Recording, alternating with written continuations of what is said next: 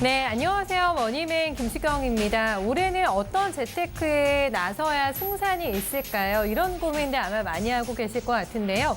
규제 압박으로 글쎄요, 부동산 시장도 올해는 좀 기상도가 맑지 않다고 하는데 라는 생각들 많이 하실 것 같고, 주식은 너무 어렵고 금투자에 나서볼까 여러 가지 생각들 하고 계실 것 같습니다. 미술품이 돈이 될 수가 있을까요? 오늘은 이와 관련해서 자세한 얘기 여러분들과 함께 나눠보려고 하는데요. 자산관리편 지금 바로 출발하겠습니다.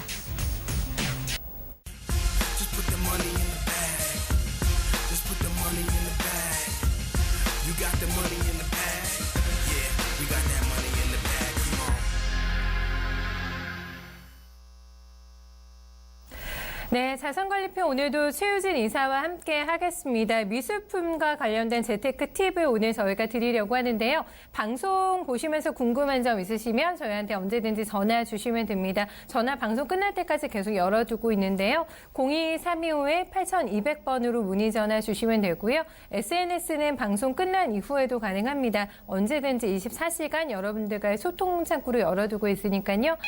지금 게시판 그리고 SNS도 많이 활용해 주시기 바랍니다. 오늘 함께해 주실 최유진 이사 바로 모셔보겠습니다. 이사님 안녕하세요. 안녕하세요. 네, 반갑습니다. 네.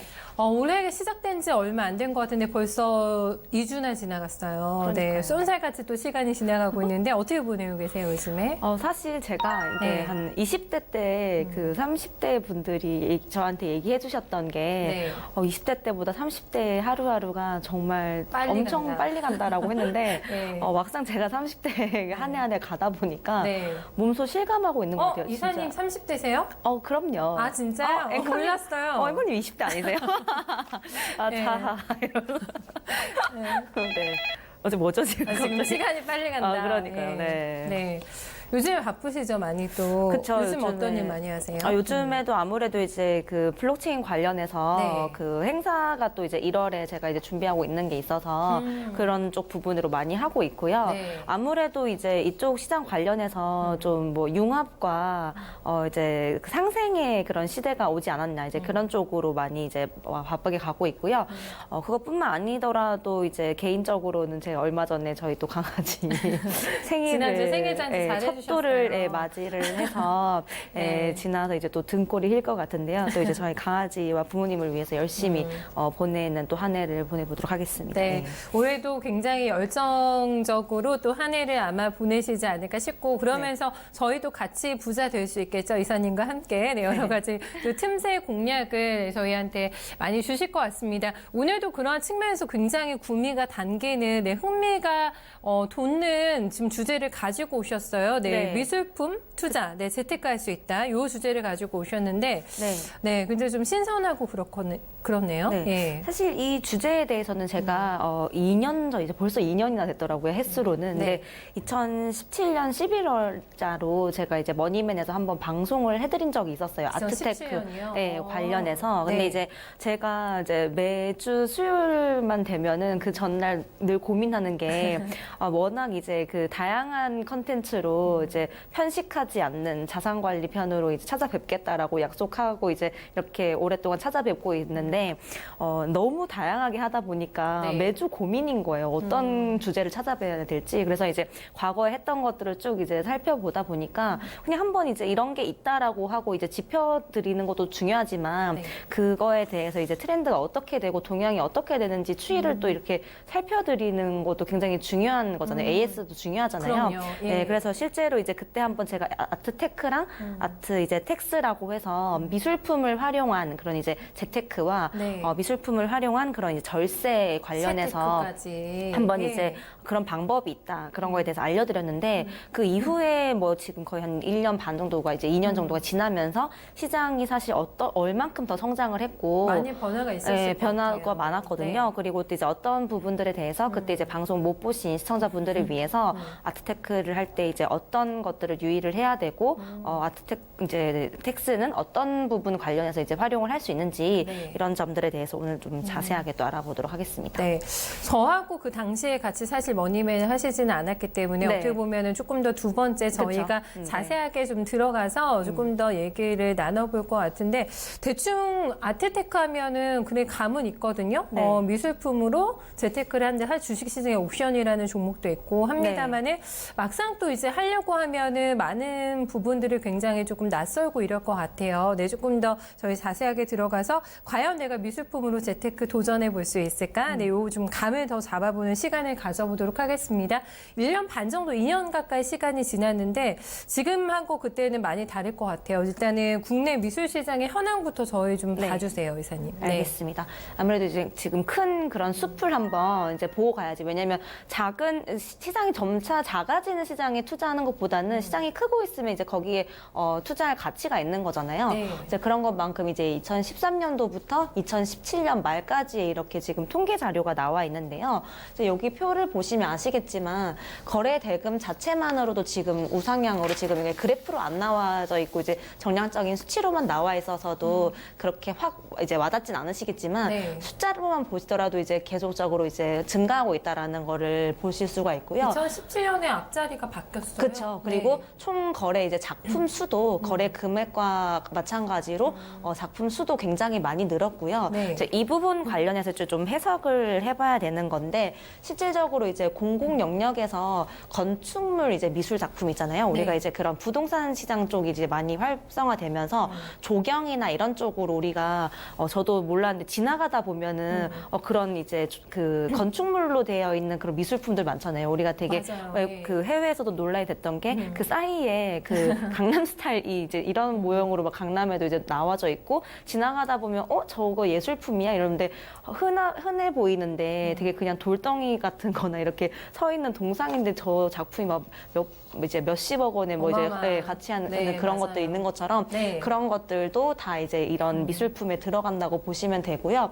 실제로 뭐 미술관 관련된 거라든지 뭐 미술은행, 아트페어, 경매, 화랑 이런 것들이 2013년도에 대비해서 2017년까지 굉장히 꾸준히 성장을 해왔다는 거를 이 이제 국내 미술 시장 현황 이 표를 통해서도 확인하실 수가 있습니다. 네. 네, 2017년까지의 통계치입니다만 또 작년 시장도 더 성장했던 걸로 제가 알고 있는데 계속해서 이제 우상향 곡선을 그리면서 성장해 나가지 않을까라는 생각이 듭니다. 이게 거래액으로 보면 저희가 조금 더 체감이 되지 않을까 싶어서 거래액으로 조금 더 차트를 들여다 볼게요. 네. 지금 이제 예술경영지원센터에서 제공하는 이제 차트를 보면요. 말씀하신 대로 이제 작품 수와 그 지금 조금 전에 제가 말씀드렸던 그 수치에 대해서 차트로 이제 보게 되면 이렇게 급격하게 이렇게 많이 올랐구나라는 걸 이제 볼 수가 있는데요. 다이나믹하네요. 2016년하고 17년 사이는. 그렇죠. 이때는 거의 이제 급격하게 올랐다는 걸 볼 수가 있는데요. 실제로 지금 이 포인트에서는 경기 침체가 사실 굉장히 최근 작년부터 이제 이루어지고 있잖아요. 그럼에도 불구하고 미술 시장 규모가 이렇게 빠르게 증가하고 있는 이유는 이런 아까도 이제 자세하게 우리가 표에서도 봤지만 화랑이라든지 그런 이제 경매를 통한 이제 거래가 꾸준히 지금 많이 늘고 있거든요. 경매요. 네, 이제 그런 거래 건수들이 이제 많이 늘어나고 있는데 그만큼 이제 중저가 미술 시장의 확대로 미술 시장이 약간 대중화가 많이 이루어지고 있다고 이제 보시면 됩니다. 예전에 제가 이제 P2P 시장 관련해서도 말씀드릴 때 피카소의 작품을 우리가 P2P로 이렇게 지분을 일부 이제 공유할 수 있다라는 것도 이제 머니맨을 통해서 알려드렸었는데요. 이제 그런 것처럼 실제로 나눠서 공동구매 형식으로도 할 수도 있고 아니면 이제 우리가 보통 이렇게 뭐 소더비 경매 이런 데서 막 한 점당 뭐 몇억, 몇십억 이런 것만 해서 정말 고액 자산가들의 산유물이라고 생각했던 재테크였는데 요즘에는 한 점당 거의 뭐 50만 원, 뭐 300만 원 정도 이제 거의 100만 원대나 10만 원대로도 이제 작품을 구매할 수 있는데 그 작품이 이제 대박이 나는 경우도 많거든요. 신인 작가들이. 맞아요. 실제로 이제 그런 부분들 관련해서 많이 이제 늘어나고 있고요. 그리고 이제 건축물의 의무화가 되어 있어서 아까도 이제 말씀드렸다시피 그 부분 관련해서 전년 대비 거의 한 140% 이제 가까이 증가를 보였고요. 경매와 화랑을 통한 부분과 이제 건축물 관련된 게 최근 이제 이런 경제 침체에도 불구하고 미술 시장 규모가 이렇게 급격하게 증가한 그런 배경이라고 볼 수가 있겠습니다. 네.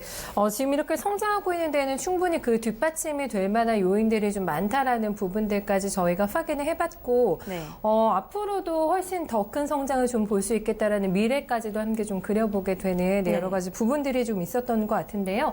그렇다면 최근에 어떤 미술 시장의 트렌드는 어떨까? 네, 이것도 좀 궁금해지네요. 네, 네. 뭐 최근 이제 그런 미술 시장의 트렌드를 이제 보면요. 네. 사실 이제 2005년대만 하더라도 굉장히 이제 호황기를 탔던 그림이 좀 그림 사재기 열풍이 불었다고 합니다. 그때는 예를 들면 이제 초보 투자자들은 그냥 유망 작가들을 발굴을 해서 실제로 이제 새내기 작가들의 작품들을 그냥 대거 이제 사들인 다음에 이 중에서 그냥 하나만 이제 얻어 걸려라. 이제 여기서 이제 잭팟이 터지면 정말 예를 들면 여기서 100만 원짜리가 뭐 몇 억짜리, 뭐 몇십억짜리로도 이렇게 커질 수 있으니까. 근데 이후에 상당수의 작가들이 이제 예술 활동하는 그런 환경들이 좀 많이 뒷받침이 안 돼주면서 작품 활동을 중단하면서 그 가치가 이제 계속적으로 올라주려면 그 활동을 왕성하게 해야 되잖아요. 하는데. 근데 이제 그런 것들 때문에 사실 이제 묻지마 투자에 나섰던 사람들이 2008년도 이제 글로벌 금융위기가 왔을 때 굉장히 많은 이제 받았어요. 손실을 봤습니다. 그래서 이제 반대로 이 시기에 오히려 이제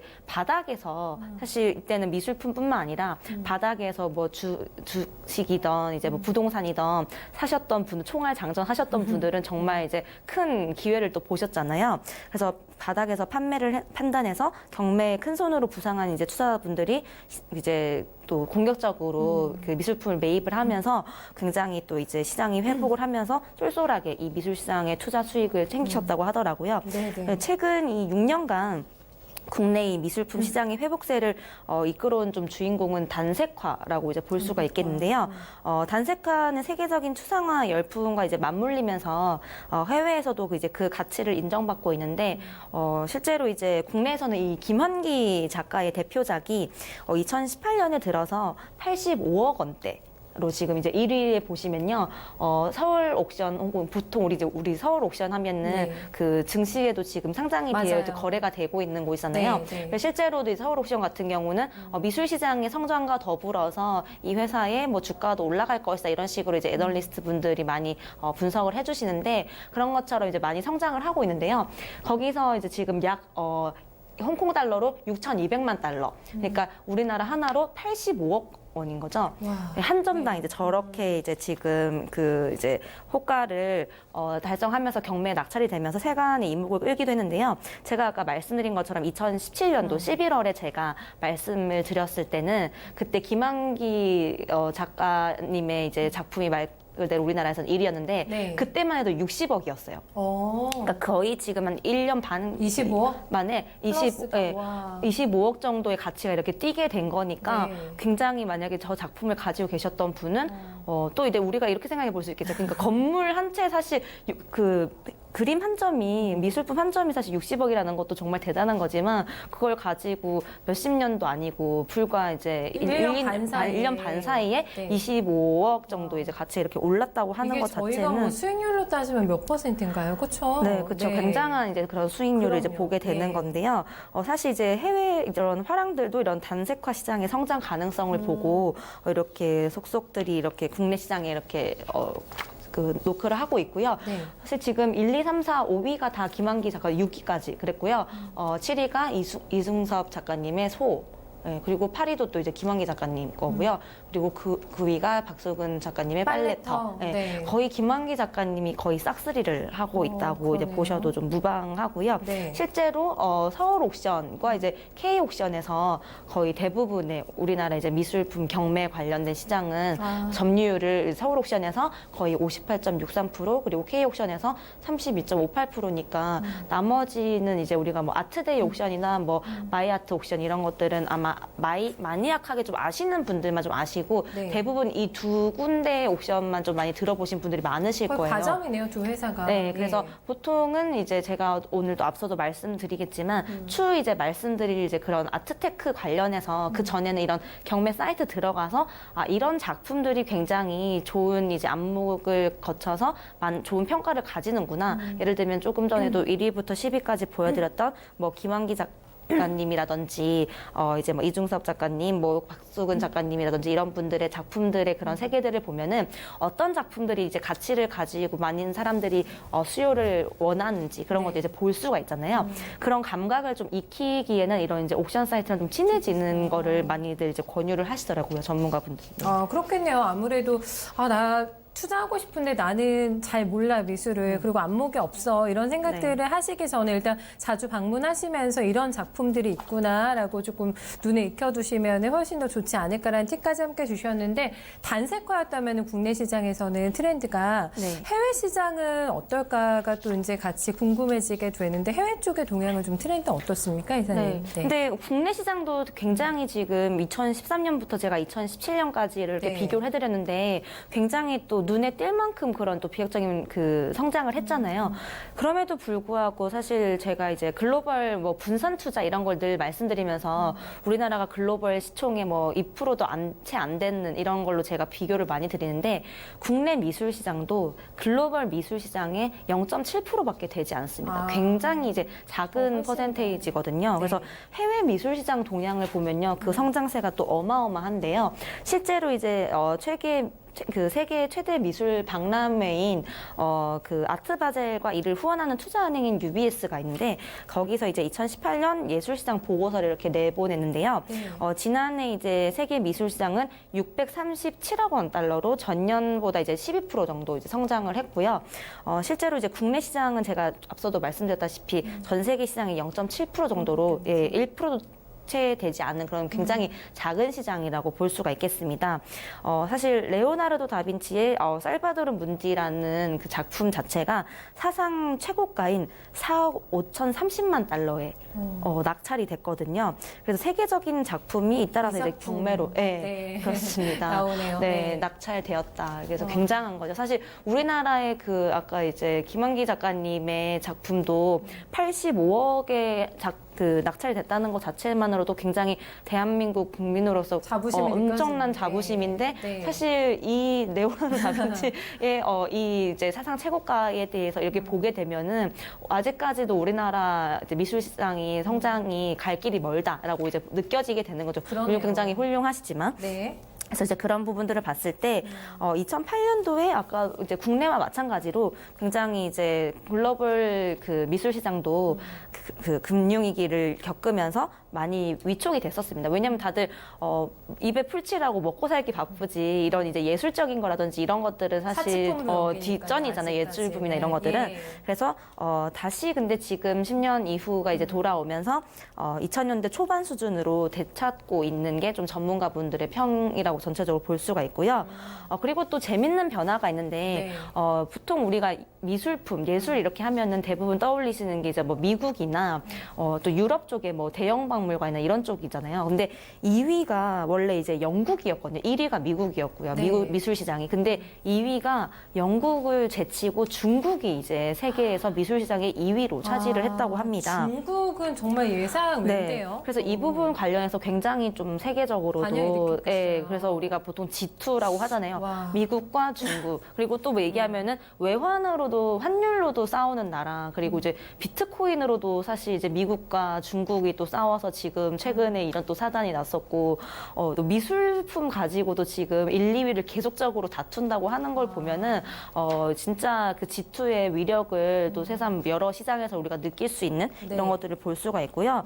또 이제 하나 또 재밌는 거는 온라인 시장인데요. 여기 또 보시면 미술 시장 전체가 이제 파란색으로 표시되어 있는 거고 이 노란색이 이제 온라인 판매 시장이거든요. 근데 실질적으로 지금 이 부분이 굉장히 파란 부분이 크다 보니까 그냥 그래프상으로 봤을 때는 티가 안 나겠지만 수치로 봤을 때는 뭐 31, 뭐 44, 47, 49, 54라고 하면서 계속적으로 세계 미술 시장의 8.5% 정도는 또 이렇게 온라인으로 이루어지고 있을 정도로 굉장히 온라인 시장으로 미술품이 지금 굉장히 활발하게 이루어지고 있다. 있다라는 점도 우리가 세계 이제 미술 시장 동향에서 파악을 하고 가야 될 그런 이거야말로 점인 정말 거죠. 중요한 트렌드네요. 온라인 매매가 늘어나고 있다. 네. 예. 사실 뭐 이 부분 관련해서는 이제 좀 더 이제 말씀을 드리고 싶은 게 왜냐하면 진품 여부가 굉장히 사실 우리가 브랜드품도 마찬가지고 여자들 네. 명품 가방이나 이런 것도 남자들 시계도 마찬가지고 진품 가품 여부가 굉장히 중요하잖아요. 위작인지 아닌지 이런 게 중요한데 눈으로 이제 봐야지 굉장히 이제 안심이 되는데 이런 이제 고가의 미술품을 두고서도 온라인으로 이렇게 할 수 있을까? 할 수 이런 있을까라고 생각이 하는 게 드는데. 굉장히 의문인데 네. 이렇게 성장을 하고 있고 거의 8.5%라고 하는 거는 굉장히 또 큰 큰 비중이잖아요. 수치잖아요. 네. 네, 그래서 이제 한국뿐만 아니라 왜냐면 아까 한국도 말씀드렸지만 온라인으로 이제 중저가로 이렇게 화랑이라든지 경매로 이렇게 참여하시는 분들이 많아져서 이렇게 활성화되고 있다고 말씀드렸는데 네. 해외도 이렇게 온라인 시장이 커지고 있으면서 좀 더 대중화되고 시장 자체도 굉장히 커지고 있다라는 트렌드를 우리가 좀 한번 확인을 하고 가야 되니까 국내뿐만 아니라 해외도 네. 이렇게 전체적으로 미술 시장이 크고 있다는 거는 앞으로 이쪽 관련해서 이제 뭐 눈으로만 보고 이제 정말 이렇게 투자 가치뿐만 아니라 정말 아트를 사랑해서 예술품을 사랑해서 이렇게 소장하시거나 보시는 분들한테도 네. 좋은 소식이지만 심지어 이제 그렇게 하시면서 사랑해서 소유하시는 분들은 또 이제 일석이조인 거잖아요. 이제 그런 점에 있어서는 굉장히 좋은 투자 환경이라고 볼 수가 있겠죠. 예. 네. 저는 이 온라인 수치가 이렇게 늘어나는 거를 보면서 약간 네. 대중화에 대해 좀 한 발 더 다가서고 있다라는 느낌을 이 지표를 통해서도 읽어볼 수가 있는 것 같아요. 네. 그렇기 때문에 지금 온라인으로 이렇게 매매액이 좀 늘어나지 않을까라는 흐름을 좀 같이 볼 수가 있었는데요. 네. 국내뿐만 아니라 해외에서도 이렇게 성장하고 있는 미술 시장, 이렇게 성장하는 데 또 한몫하고 있는 게 블록체인 기술이 기반이 되고 있다고. 네. 네. 그 부분은 좀 어떻게 연관이 되는지 또 궁금하네요. 또 사실 우리가 또 네. 블록체인이라고 하면은 가장 또 먼저 이제 얘기하는 게 가상화폐. 가상화폐지만 또 투명성에 대한 얘기가 또 기술적인 부분에서 나올 수밖에 없잖아요. 네. 그래서 아까도 말씀드렸다시피 이 작품이 이제 위작인지 아닌지에 대해서 이런 것들에 대해서 이제 가려내는데? 가려내는데 그런 데이터들에 대한 이제 집중적인 그런 네. 이제 기술이 이제 표현된다고도 볼 수가 있는데요. 사실 이제 블록체인이 지금 모든 산업에 다 적용이 되잖아요. 저희 지금 토마토에도 통통팥으로도 지금 최근에도 많이 이제 활동하고 있는데 미술품 경매 이 시장에도 이 블록체인 기술이 굉장히 영향을 많이 미치고 있거든요. 아, 진짜 바로 그렇게 또 생각이 되네요. 네. 왜냐면 이제 이 암호화를 통해서 네. 이 잠재적인 해킹으로부터 이제 데이터베이스를 보호를 하는데 예를 들면 뭐 위작인지 아닌지 그런 것도 중요하지만 또 하나는 그런 거 우리 뭐 도둑들 이런 영화 보시면 맞아요. 아니면 해외 영화 이런 거 보면은 네. 정말 그런 비싼 작품들을 막 도둑들이 막 그 들어가가지고 금고 열어서 막 훔쳐가고 막 보석도 가져가고 뭐 이러잖아요. 근데 그런 것들에 대해서 이제 막을 수 있는 기술들을 엮어내는 것들이 또 이제 블록체인 기술로 이제 할 수 있는 것들이기 때문에 네. 그리고 이제 고가 미술품 이제 괴롭히던 복제라든지 사기 문제 이런 문제들을 또 방지를 할 수가 있고요. 굉장히 사실 이제 예술가들 입장에서는 네. 이런 블록체인 기술이 굉장히 또 되게 반가운 거죠. 왜냐하면 열심히 만들어놨더니 바로바로 이거 이제 가품이 나오고 그냥 이제 위증품이 나와버리면은 소위 말하는 짝퉁. 네, 짝퉁이 네. 나오면은 나 진짜 이거 1, 2년 걸려서 열심히 만들었는데 바로 이걸 하나로 하루 만에 찍어 이렇게 되는데 이런 것들을 이제 못하게 이게 정말 진품입니다. 이것만 이제 인정해줘야 됩니다. 하기 때문에 네. 굉장히 저는 이제 금융이라든지 우리가 의료 쪽으로만 이제 블록체인 그 업종으로 많이들 얘기하셨는데요. 미술은 또 생각을 네, 못 미술품 해봤네요. 쪽으로도 굉장히 지금 많이 활용돼서 왜냐면 아주 고가의 현물 자산이기 때문에 네. 미술품이라는 게. 네, 근데 이제 참여자들이 이렇게 많이 참여를 하면서 이런 거 대중화하면서 이런 부분까지도 같이 이제 가게 된다고 하면 생태계가 이루어지면은 더 저는 이 블록체인 기술이 더 활성화가 된다고 하면은 미술 시장은 지금보다 더 지금도 이제 계속적으로 매해 꾸준히 성장을 하고 있잖아요. 네. 근데 더 커질 것으로 보고 있습니다. 네. 네,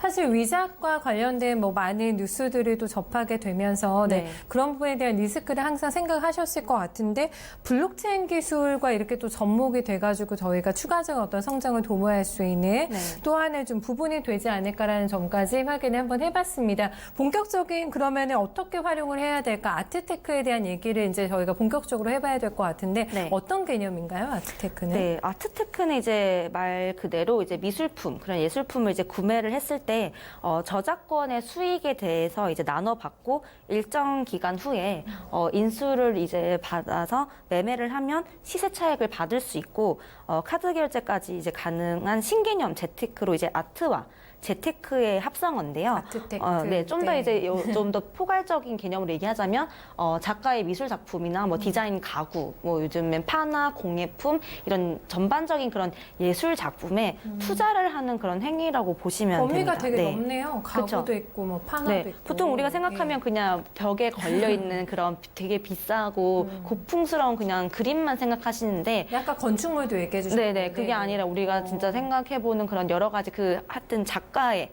작품에 투자를 하는 거라고 이제 보시면 됩니다. 네.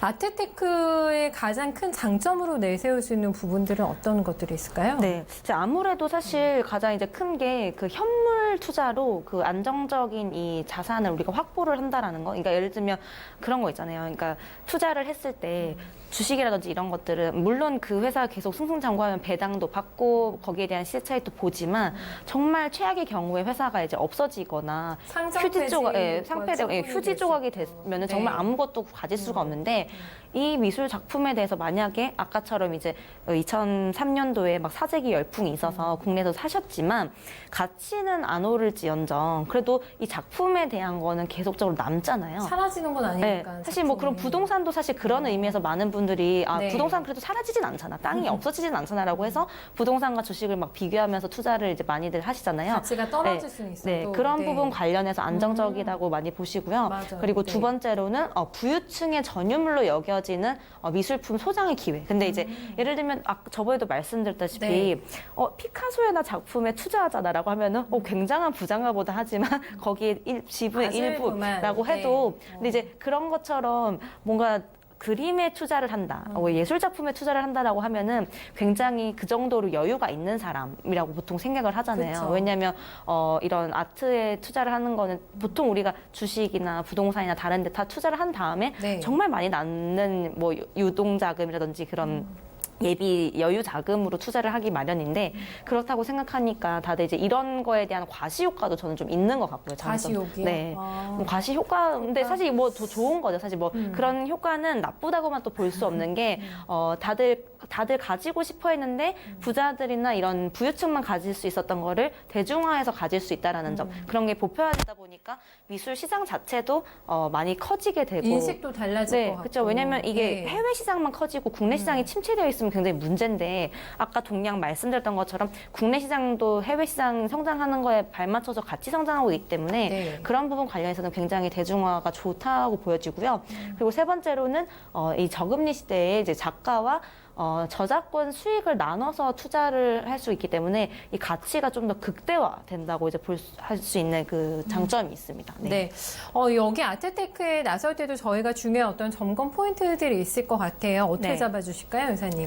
네, 일단은 가장 두 가지로 체크를 해보셔야 될 게 일단 가장 투자할 때 우리가 중요한 부분이 수익성이겠죠. 숫자로 과연 내가 여기에 투자를 했을 때 몇 프로 정도의 수익을 받을 수 있을까. 그리고 안정성과 비과세 여부. 그러니까 거기에 대해서 만약에 투자를 했는데도 네. 저번에도 제가 리츠 관련해서 말씀드리면서 수익률은 있지만 이제 개인분들한테는 이제 좀 안타까운 게 그 세법적인 거 관련해서 절세적인 부분이 좀 아직까지 미흡해서 맞아요.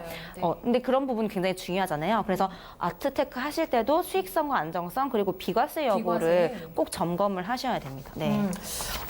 저는 수익성 일단은 가장 궁금합니다. 저희가 네. 가장 중요하게 생각하는 아직까지는 재테크에 있어서 네. 첫 번째 고려 요인이 아닐까 싶은데 어느 정도일까요, 수익률이? 네, 사실 이 부분 관련해서는 제가 지금 우리 연예인 오지호 씨가 이렇게 네. 지금 한국미술저작권진흥협회 이렇게 대표 모델로 활동을 하고 계시더라고요. 아, 그래요? 여기 홈페이지에 들어가 보시면요, 실제로 이렇게 많은 연예인 분들이나 셀럽 분들이 이렇게 아트테크 관련해서도 이렇게 홍보 활동과 실질적인 투자 활동도 많이 하고 계신데요. 네.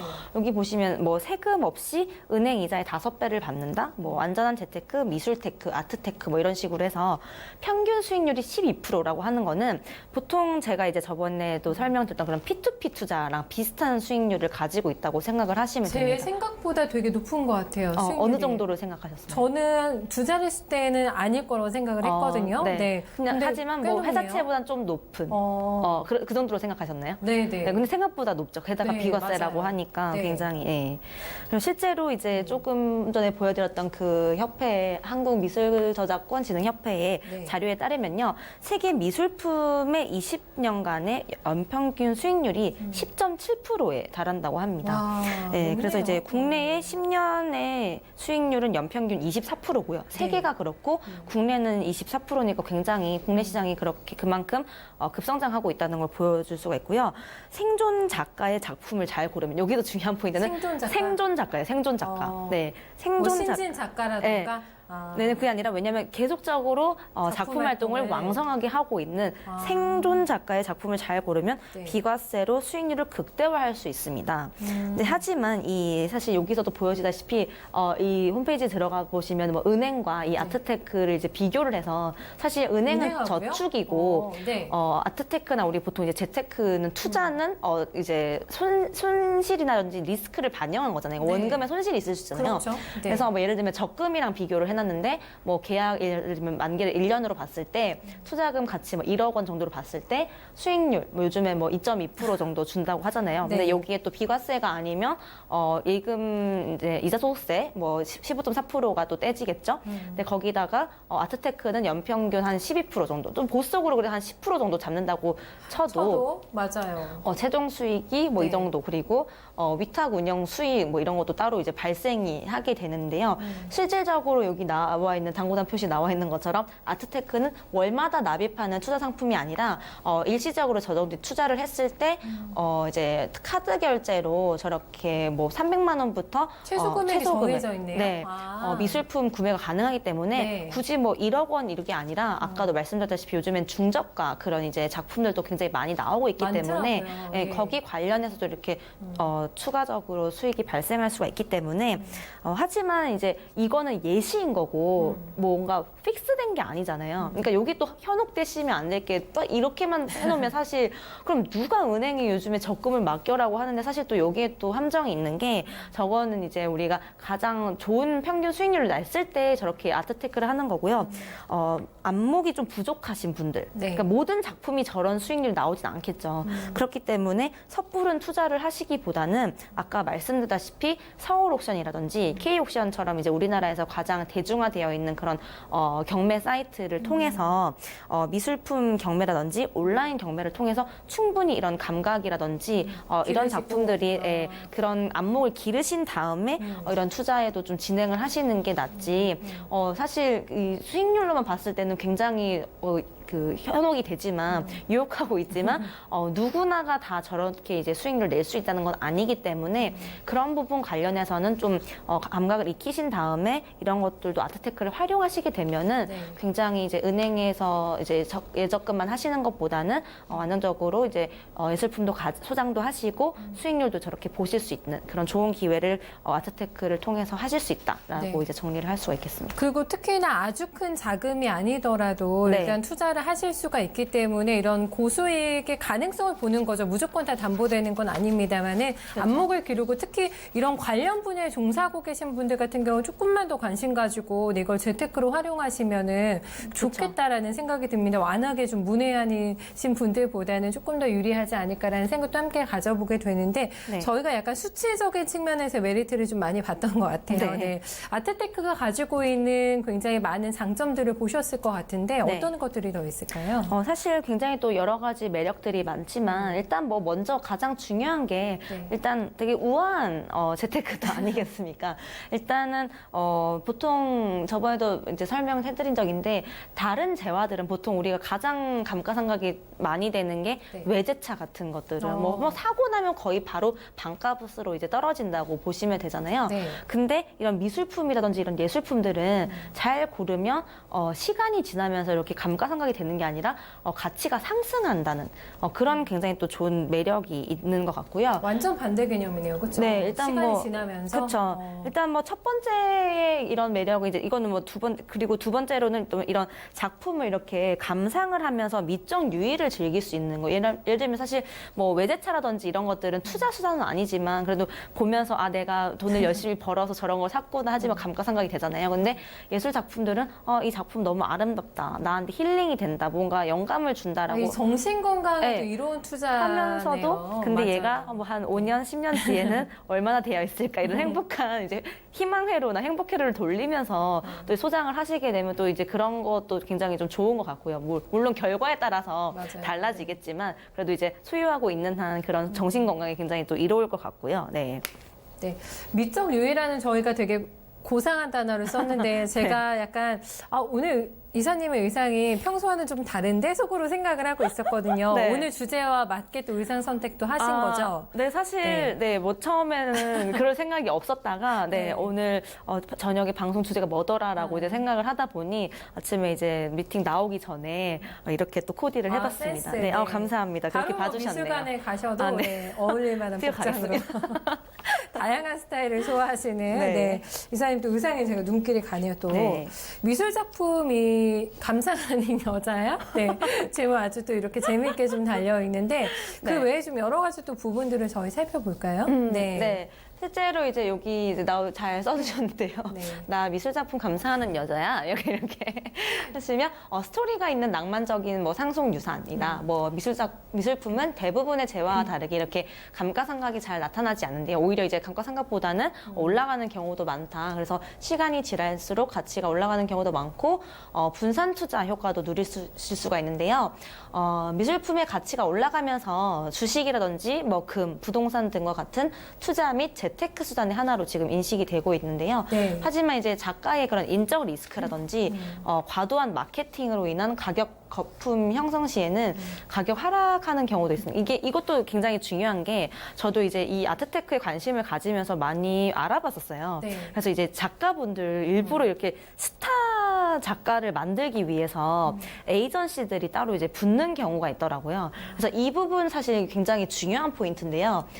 작가의 인적 리스크. 사실 이거는 뭐 연예인들 그런 거랑 비슷해요. 뭐냐면 어떤 연예인들 예를 들어서 이제 뭐 그 화장품으로 되게 우아하게 광고를 찍었는데 네. 뭐 뭔가 스캔들이 나거나 문제가 생겼을 때 그 광고주에서 굉장히 곤란해 하잖아요. 이제 뭐 예술 작품도 이제 마찬가지로 뭐 다른 그런 이제 불미스러운 인적 리스크가 생겼을 때 문제가 되는 것과 네. 그리고 과도한 마케팅으로 굉장히 이제 거품을 끼워놨는데 그런 부분 관련해서 나중에 해외 시장에 나가는데 이건 작품성이 없다라든지 뭐 문제가 있다라든지라고 했을 때는 고점에서 사신 분들은 그 가치가 완전히 이제 무너지게 돼버리게 되면은 투자 가치가 전혀 없게 되는 거죠. 그래서 그런 부분들 관련해서는 오히려 막 너무 막 유명한 작품들 있잖아요. 신진작, 떠오르는 신진작가. 뭐 이 작가의 작품을 가지고 계시면은 네. 뭐 몇 년 뒤에 뭐 엄청난 그게 될 수 있습니다. 이런 식으로 에이전시 쪽에서 되게 많이 홍보를 해주는 그런 곳들도 있더라고요. 물론 정말 좋아서 바이럴로 되는 경우도 있지만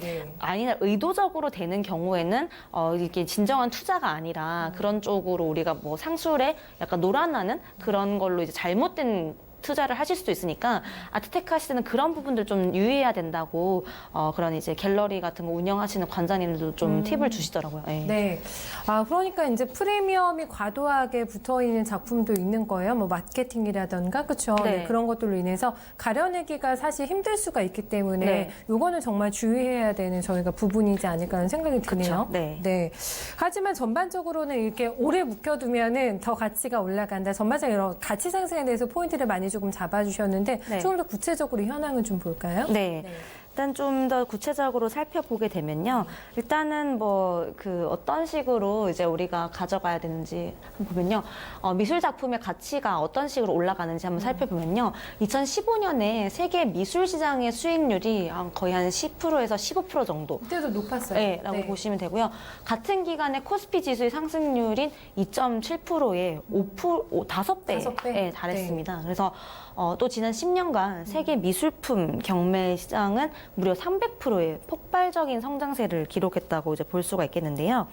굉장히 사실 이 부분 관련해서는 다들 이제 코스피가 지수가 사실 지금은 아니죠. 그러니까 그 전까지 우리가 코스피, 박스피라고 해서 굉장히 불명예스러운 그런 이름이 있었다가 이제 다시 이제 이렇게 재기하면서 성장을 하고 있는 양상을 보여주고는 있지만 그 같은 기간 동안은 워낙 이제 코스피가 이제 안 오르다 보니까 네. 지금 이렇게 비교했을 때 굉장히 극단적으로 보이는 거지만 그만큼 세계 미술시장 수익률이 꾸준하게 이제 매년 뭐 2%씩 정도 뭐 이렇게 성장을 하고 있다라고 이제 네. 보여지고 있는 거고요.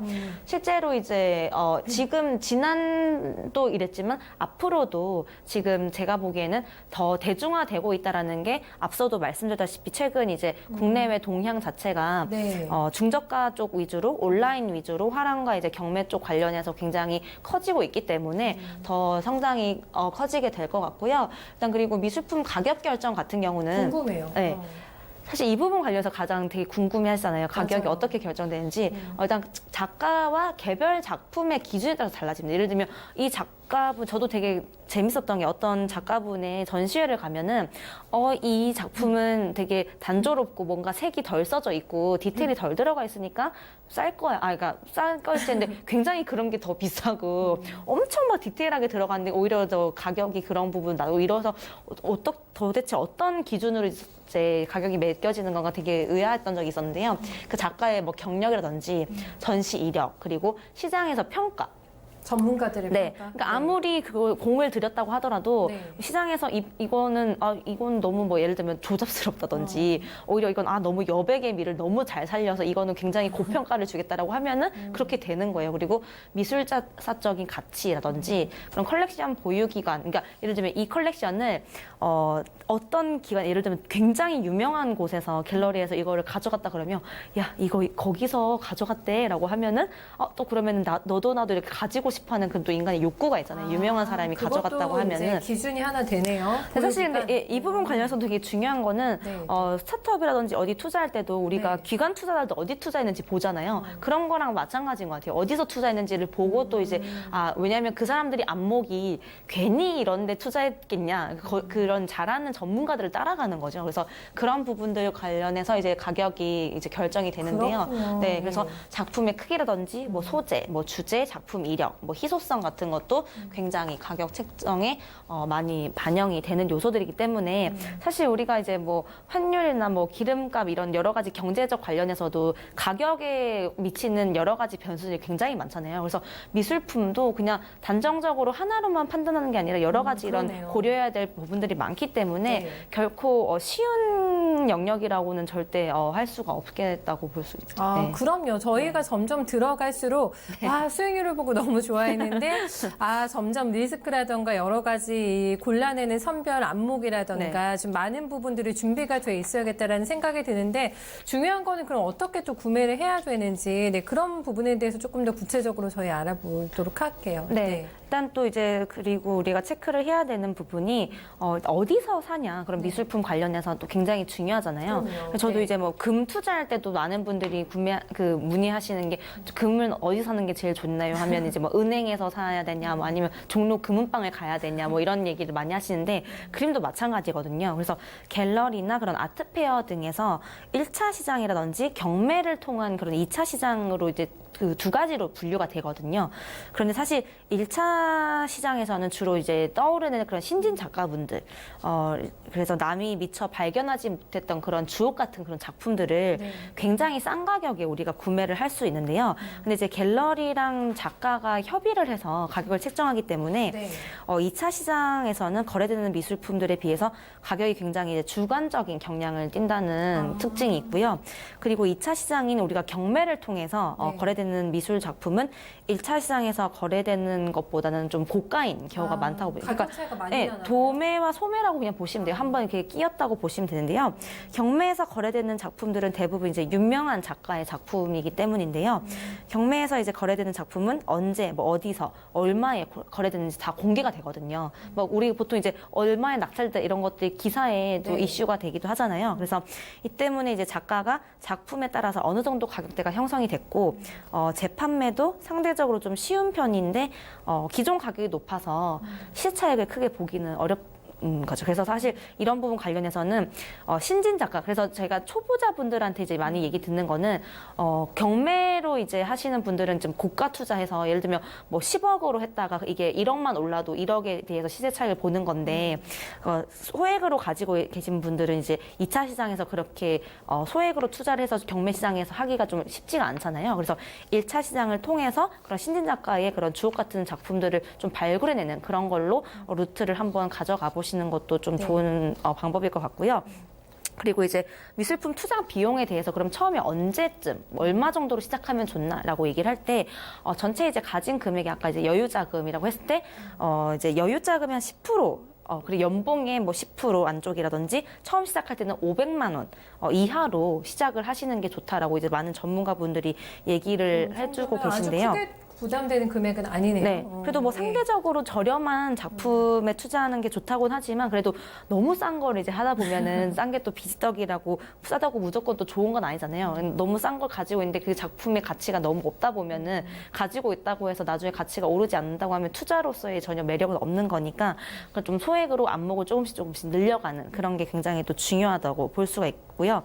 실제로 이제 미술 작품 경매는 아무래도 경매일로부터 7일에서 10일 전부터 작품 전시를 이렇게 진행을 하는데 한 번 낙찰받으면 취소가 원칙적으로 굉장히 불가능합니다. 네, 그래서 자신이 원하는 작품이 있으면 네. 가서 이제 보통 실물을 다 확인을 하신 다음에 이렇게 낙찰가 잡는 이제 낙찰일로부터 7일 이내. 그러니까 낙찰가가 예를 들면 3억 이상인 경우에는 21일까지 유예 기간을 줘요. 네. 그래서 경매 물품 대금과 수수료 등을 포함한 구매 대금을 완납해야 되는. 그러니까 우리가 보통 부동산 경매랑 비슷하게 이런 식으로 미술품 경매 시장도 이루어지고 있거든요. 네. 그래서 이런 거 관련해서 관심 있으신 분도 절차에 대해서 한번 또 제 생각을 하신 다음에 대응을 하시는 게 좋을 것 같고요.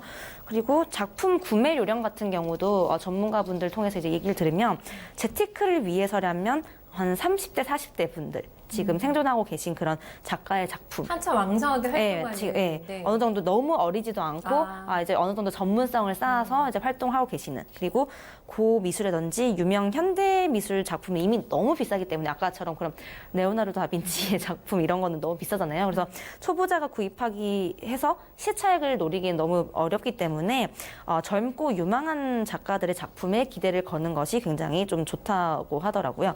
그리고 또 가장 중요한 또 팁은 사서 보고 집에 걸어두고 직접? 계속 이제 그런 것들을 네. 그리고 이제 전시회에서 도록을 보면서 안목을 늘려가는 거. 저도 이제 최근에는 전시회 가면서 뭐 안 사왔었는데 도록은 꼭 사서 이제 그때 중간중간에 사람이 많아서 놓쳤던 부분들은 집에서 가끔 보거든요. 그래서 그런 식으로 네. 진짜 좋은 그림인지 아닌지, 그리고 흰색 배경인지 아닌지, 어느 배경에서도 어울리는 그림인지 아닌지 이런 것들을 계속적으로 공부를 해야 된다고 하시길래 그런 부분들 관련해서 한번 좀 더 관심 있으신 분들은 체크를 해보시는 것도 좋을 것 같아요. 요즘에 렌탈해주는 회사도 굉장히 많아요. 스타트업들도 하고 있고 하기 네. 때문에 여러 가지 뭐 구매 요령은 있을 것 같고 네. 저희 같은 이런 초보 아트테크 투자자들이 가장 조금 주의해야 될 점 네. 리스크 같은 것들을 좀 강조해 주시면 어떨까? 네, 어떤 것들이 있을까요? 네, 일단은 뭐 사실 굉장히 중요한 거는 처음부터 이런 작품을 좀 구매하는 것보다는 전시회나 미술관 이런 거 굉장히 요즘에는 되게 최근에도 제가 지나가다 보니까 뭐 키스헤링 전이라든지 이런 식으로 전시회 굉장히 많이 하잖아요. 그런 것들 많이 다니시면서 본인의 미적 취향을 파악을 하면서 이제 미술에 대한 폭넓은 그런 공부를 하시는 게 굉장히 중요하고요. 네. 시간이 날 때마다 이런 전시회를 많이 다니시는 거를 권유를 드리고, 그리고 또 트렌드에 굉장히 또 미술 쪽도 트렌드가 중요하거든요. 우리도 주식시장도 무슨 테마주나 이런 것들에 따라서 움직이는 것처럼 네. 미술품 시장도 지금 이제 우리나라가 단색화 열풍이 붙는 것처럼 이런 쪽 관련해서도 굉장히 중요한데 서울 옥션이나 K 옥션 등에 들어가서 어떤 작품들이 유망하고 인기가 있는지 한번 트렌드를 파악하시는 게 굉장히 좋고요. 그리고 실제로 이제 진품 감정서가 있는지 없는지, 우리가 명품도 그 개런티 카드가 있냐 없냐에 따라서 나중에 되팔거나 할 때도 가격이 천차만별이잖아요. 그래서 그런 부분들 관련해서 실제로 김중섭 작품 중에 207점 중에 한 120점이 위작으로 반 이상이 위작으로 판명됐다는 사례가 있었다고 하니까 이런 부분들 관련해서는 굉장히 이제 파는 사람도 사는 사람도 더 꼼꼼하게 이런 것들 체크를 해야 되니까 초보자분들은 반드시 안목도 늘리면서 이런 부분들 나중에 거래할 때는 되게 중요하다라는 점을 체크를 하시는 게 좋을 것 같아요. 그 전에 그 오래된 TV 프로그램 자꾸 진품 명품이 생각이 나는 거예요. 되게 싸들고 나와서 그때 귀중하게 맞아요. 했는데 물려받은 가보로부터 2,500원입니다. 나왔는데 그러니까요. 그런 거 보면서 이렇게 그러니까요. 생각이 조금 나면서 네. 조금 이렇게 오버랩이 되네요. 네. 네. 저희가 이거를 절세 측면에서 굉장히 유리하다라고 얘기를 조금 해주셨잖아요. 네. 네. 아트 텍스. 네. 그래서 뭐 마지막으로 좀 아트텍스 관련해서 뭐 그 설명드리면서 좀 정리를 해보자면 일단은 아트텍스는 뭐 미술 투자가 사실 이제 자산가분들이 절세로 그래서 늘 보시면은 대기업들의 이제 그런 재벌가들은 갤러리 꼭 하나씩 가지고 있잖아요. 그게 좀 절세 쪽 관련해서 포인트가 절세군요. 네, 포인트가 절세거든요. 네. 그래서 해외에서 사실 아무리 고가의 미술품을 들여오더라도 수입 관세가 붙지 않고요. 네, 그리고 이제 부동산처럼 보유세도 없습니다. 예. 그렇기 때문에 미술품 거래 시에 발생하는 양도소득세, 예를 들면 거래 차익의 20%는 역시 이제 기타 소득으로 분류가 돼서요. 이자 소득이라든지 배당 소득, 뭐 사업 소득이라든지 이런 여러 가지 그 기타 소득이랑 비교를 했을 때 네.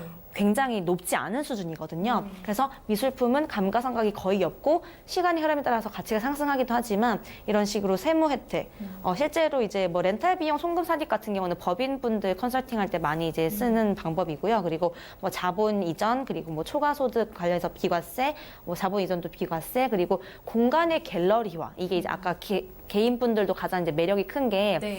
미적으로 우리가 이제 즐길 수 있는 그런 고상한 취미이자 재테크 수단이라고 얘기했는데 이런 부분들 관련해서 이제 아트 텍스로도 들어갈 수도 있는 부분이거든요. 그래서 이런 것 관련해서도 좀 있다.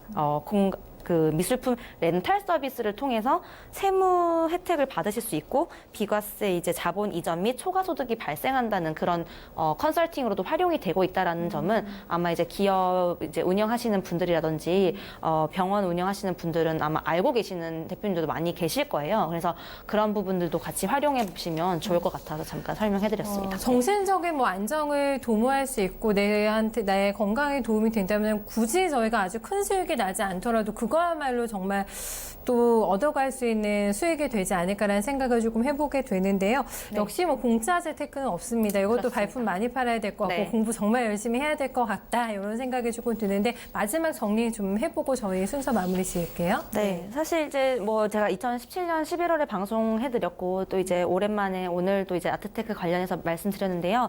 설명해드렸다시피 이제 국내외 시장이 이제 미술 시장이 굉장히 또 이렇게 급성장 잘 하고 있거든요. 이제 거기다가 또 블록체인 기술이 더해지면서 위작이라든지 뭐 이제 모방하고 그런 것들에 대한 이제 리스크들도 많이 줄여 나가니까 좀 더 대중화되면서 성장을 하게 되면 더 이제 좋은 거라고 보여지거든요. 네. 근데 이제 부자들의 더 이상 전유물이 아니라 좀 더 대중화되면서 투자도 할 수 있게 되었지만 실제로 이제 그래도 아직까지는 쉬운 재테크는 아니기 때문에 먼저 아직까지도 하고 계시지 않은 분들은 그런 트렌드 파악이라든지 아까 초보자들이 꼭 알아야 될 그런 팁들에 대해서 먼저 안목을 기른다든지 트렌드 파악이라든지 이런 것들을 먼저 충분히 익히신 다음에 네.